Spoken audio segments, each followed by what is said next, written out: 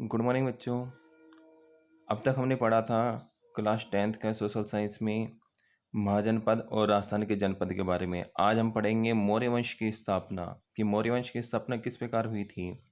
ईसा पूर्व 326 ईस्वी के लगभग मगध के राज सिंहासन पर नंद वंश का एक विलासी राजा घनानंद सिंहासन रूढ़ था। इस समय पश्चिमोत्तर भारत सिकंदर से आक्रांत था। सिकंदर ने भारत पर आक्रमण करने तक की योजना बना रखी थी और वह भारत के पश्चिम क्षेत्र पर तक आ गया था। प्रजा अपने राजा के अत्याचारों से भी पीड़ित थी। राज्य के लोग असह्य कर भार से असंतुष्ट थे। इस समय मगध को एक ऐसे व्यक्ति की आवश्यकता थी जो विदेशी आक्रमण से उत्पन्न संकट को दूर करे और पूरे भारत को एक सूत्र में बांधे। भारत के राजनीतिक नवमंडल पर कौटिल्य का शिष्य चंद्रगुप्त प्रकट हुआ, जिसने एक नवीन राजवंश मौर्य वंश की स्थापना की। चंद्रगुप्त मौर्य 322 ईसा पूर्व से 298 ईसा पूर्व अपने गुरु चाणक्य की सहायता से अंतिम नंद शासक घनानंद को पराजित कर 25 वर्ष की आयु में चंद्रगुप्त मौर्य मगध के राज सिंहासन पर बैठा। 305 ईसा पूर्व में उसने तत्कालीन यूनानी शासक सेल्यूकस निकेटर को पराजित किया। संधि हो जाने के बाद चंद्रगुप्त मौर्य ने 500 हाथी सेल्यूकस को उपास्य रूप दिए।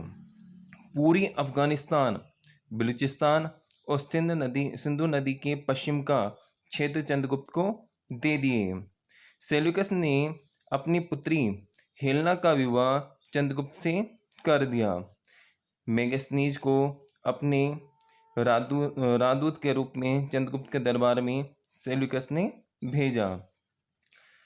यह भारतीय इतिहास का प्रथम अंतर्राष्ट्रीय विवाह था जब एक यूनानी शासक और एक भारतीय शासक दोनों में एक संधि के अकॉर्डिंग विवाह हुआ था। तमिल ग्रंथ एहनानूरू और मुन्नानूरू से ज्ञात होता है कि चंद्रगुप्त मौर्य ने दक्षिण भारत पर आक्रमण किया। वैद्यावस्था में उसने भद्रबाहु से जैन धर्म की दीक्षा ले ली।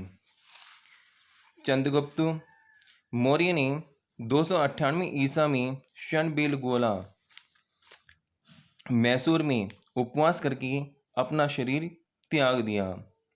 भारतीय इतिहास में मौर्य वंश एक ऐसा साम्राज्य था जहां पर मुख्य रूप से 3 शासक हुए। चंद्रगुप्त मौर्य, बिंदुसार और अशोक।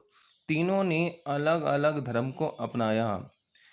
चंद्रगुप्त मौर्य ने जैन धर्म को, बिंदुसार ने हिंदू धर्म को और अशोक ने बौद्ध धर्म को अपनाया था। बिंदुसार 298 ईसा पूर्व से 272 ईसा पूर्व। बिंदुसार चंद्रगुप्त मौर्य का पुत्र उत्तराधिकारी था, जिसे यूनानी लेखक अमित्रो चेटक कहते थे। वायु पुराण में इसे भद्रसार तथा जैन ग्रंथों में सिंहसेन कहा गया है। दिव्यदान के अनुसार इसके शासनकाल में तक्षशिला में 2 विद्रोह हुए, जिसका दमन करने के लिए पहले अशोक और बाद में सुषुम्न को भेजा गया। बिंदुसार के राज दरबार में यूनानी शासक एंटियोकस ने डायमिकस नामक व्यक्ति को राजदूत के रूप में नियुक्त किया। प्लिनी के अनुसार मिस्र नरेश फिलाडेल्फस मिलितित्ते ने डियोनिसियस नामक मिस्र राजदूत बिंदुसार के दरबार में भेजा। जितना बिंदुसार के पिता चंद्रगुप्त मौर्य ने साम्राज्य छोड़ा था, उसमें से कुछ ही भाग उसने बनाए, उसने सारा पूरा का पूरा बनाए रखा और कुछ ही भाग को उसने जोड़ा। इसके अलावा इसके दरबार में 2 यूनानी राजदूत आए थे। एक तो यूनानी राजदूत और एक मिस्र के राजदूत आया था। इसके अलावा इसकी और कोई महत्ता कहीं पर भी नहीं मिलती है। आज के लिए बस इतना। नेक्स्ट टॉपिक में हम पढ़ेंगे अशोक के बारे में। Thank you.